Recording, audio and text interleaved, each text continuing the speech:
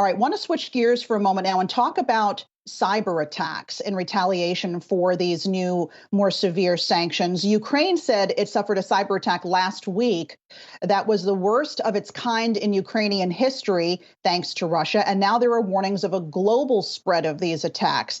I want to bring in Chris Pierson, CEO of BlackCloak and a former member of 2 Department of Homeland Security cybersecurity committees.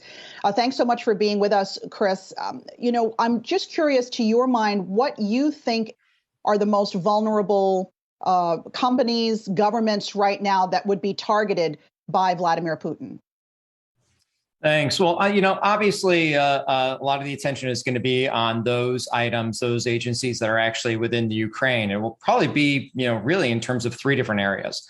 First, on the actual citizens, on the folks within the Ukrainian borders, in terms of psychological disinformation, information warfare campaigns. Your money is not safe. Your electricity is not safe. Those types of things, and a lot of propaganda.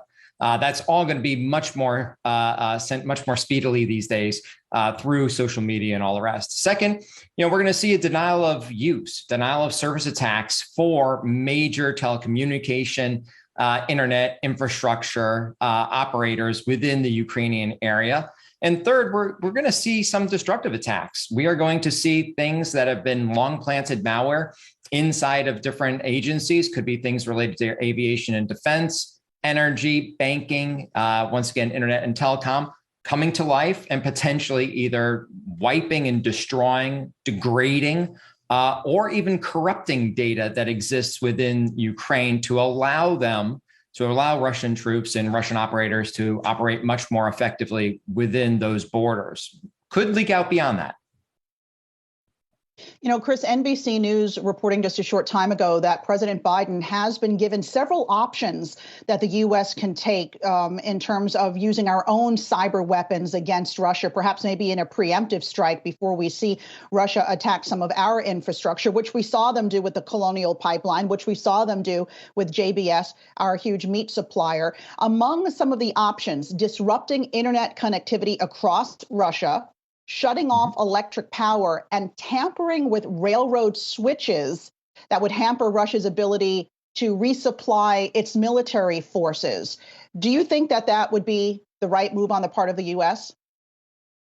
I mean, from a political perspective, there are many things you have to weigh. One of the biggest things that we, the United States, have to weigh are throwing stones when we also, too, live in a glass house. So really going ahead and upping the ante and upping the different fervor that's happening right now is probably not something that's going to be conducive to talks with Russia, to talks with our allies. We have to be very, very careful here when or if the United States was ever to levy cyber weapons against general infrastructure. In the United States alone, our critical infrastructure, 85% of it is within the hands of private sector companies. That's our gas, our roadways, transportation, telecom, all of that.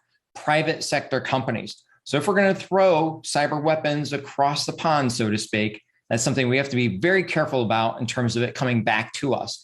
Every single company that exists today rides on cyber. It rides on those ones and zeros and can be impacted.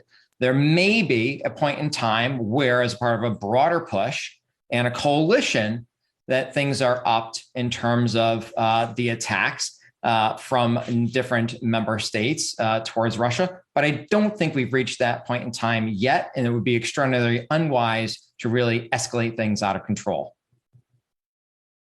I wonder how well prepared, though, Vladimir Putin's usual suspects, if you will, the usual targets are, because these cyber attacks are nothing new to them, especially in Ukraine. We also saw the UK build up a formidable cyber defense force, not just against Russia.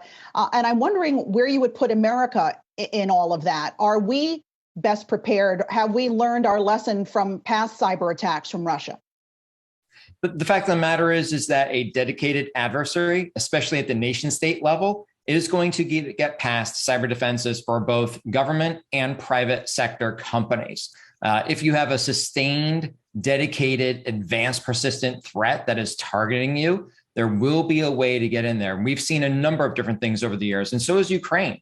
Back to 2015 and 2016, we saw disruption energy attacks there. And even though there have been many years in between, still the infrastructure is risky. And from a cybersecurity perspective, there are ways in, there are avenues in. So yes, many countries around the world, many cities have taken cybersecurity much more seriously.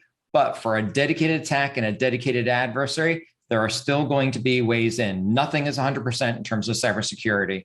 So we really do need to weigh that. But there are a lot of things that companies here in the US can do, private sector companies can do. There are a lot of things that can happen in terms of government sector companies as well globally to make sure that they are really fortifying their defenses. So it's not something that is without a solution, but it is something that we have to be very careful about. And Russia is one of those top operators globally.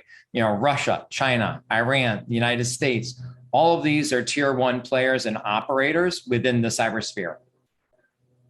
Yeah, to be continued for sure. Chris Pierson, CEO over there at BlackCloak. Thanks so much for your time.